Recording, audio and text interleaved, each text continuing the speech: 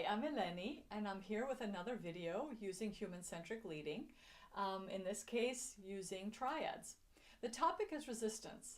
In most cases, we're taught to resist resistance, or think it's bad, or think that the people who are resisting are bad or difficult or uncooperative, when in fact it's something very different, which we'll talk about in this video. To begin, we'll look at what situation we may have on a team level. So this is an example of a team who's annoyed and frustrated. They're resisting a change that's been asked for them. And they're thinking, I'm not changing. I don't think that change is good. And it seems like change for the sake of change. You can maybe empathize with this team that it looks like maybe change is coming from the outside, above, on the side, below, wherever it's coming from, that this team of people are resisting. Now, what do we usually do? Let's say in this example, we have executives who are using a hierarchical model of leading an organization, telling these people what to do. And they're also frustrated and irritated, and they resist these people's resistance. And they're saying they're not cooperative, they're being unreasonable, I want them to change. And you can imagine how these two groups of people are working together. Look at how they're feeling and behaving in the very similar ways, but they're thinking different things because they're looking at each other as either the problem or looking at change as something that is not interesting to them. Now, let's introduce a new view of resistance. Resistance in this model is seen as bad, uncooperative, negative, etc.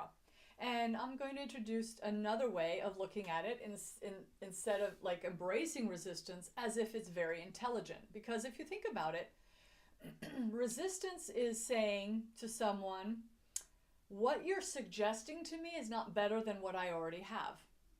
Right? So it's really intelligent. Humans are really actually open to change. We change constantly from the minute we're conceived. And it's only when we see change that is not better or the same or better for us, we usually resist it and say no. So imagine this, take it on a personal level. Let's say your boss comes to you and say, we have to make changes in your salary. In one case, the boss says, I have to reduce your salary by 30%. Imagine what you would feel and if you would be embracing that or resisting it. In another case, your boss would say, we're going to increase your salary by 30%. So you can see in this very simple example that, one piece of change or type of change you would be very open to without any question, and one you would say, no, I'm going to try to slow that down or resist it or avoid it. So this is what is really happening, and that's why if we think of resistance as very intelligent, we can then decode it and then use it to have a really useful conversation that actually affects change in a positive way. How? Let's say we take this triad. We'll pretend that the team has this same triad, but the executives decide to use a different triad. They start saying, resistance is intelligent. We get the point that if you want to reduce someone's salary or increase someone's salary, it's change, but one is accepted and one is resisted. We get that. What do they need? So if you accept resistance as intelligent, you're going to start to say, okay, then what do they think is happening? Where do they think is it not good for them? Or what do they need? What would they like? What type of change would they like? Because change is inevitable. It comes from clients, it comes from the market, it comes from decisions. Some decisions for change are, logical and responsive. Others are reactive and not so good. So there are different types of change, but what this does is help people start to probe into the resistance and say, okay, if they're resisting, then they think what we're trying to do is not good for them. How would we either re-talk about that, or how would we show that it's good for them, or how could we communicate, have discussions and ideate or co-create ways that it would be good for everyone involved. And of course, when you think and behave this way, you're more curious and open, and this is a much more responsive and resourceful triad when making one decision to embrace resistance as intelligent. Yeah? So now these people who are maybe the ones in this case trying to affect a specific change can meet the resistance saying, okay, fair enough.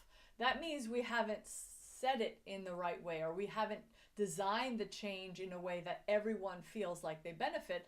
Let's go and talk to people. So it really then embraces the co-creation, the respect for everyone, the humanization of the environment that helps people feel more powerful, more in control, more resourceful, more contributive. And all of this has been, supported by research. Jeffrey Pfeffer at Stanford, people all over the world are studying how some organizational contexts make us feel sick.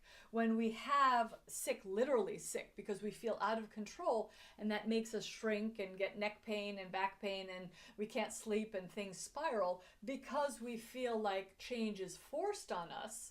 We have no choice. And when humans feel like they have no choice, they start to, the experience of being human erodes. They feel frustrated and anxious and things like that. So all of these environments, like what this viewpoint would create, is supported by research that helps people feel good, feel resourceful, feel respected, feel like they're contributing in the change that is inevitable. Yet it's discussed instead of forced upon in the organizational context. So if you would have one takeaway from this video, is to question how you look at resistance in yourself and in others. Do you resist things yourself, or do you allow them and accept change and accept things that are happening? Do you resist resistance that other people have, and you question that they may not be smart enough, or they're not cooperative, or things like that? Or would you be open to say, resistance is intelligent. When I resist something, I only resist it because I think it's not better for me, and I can either rethink that or get more information or try it and see if it's good for me, etc. And then you start to learn how to embrace the resistance, and that could help you lead to a conversation that is more likely to affect change in a positive way that is sustainable over time.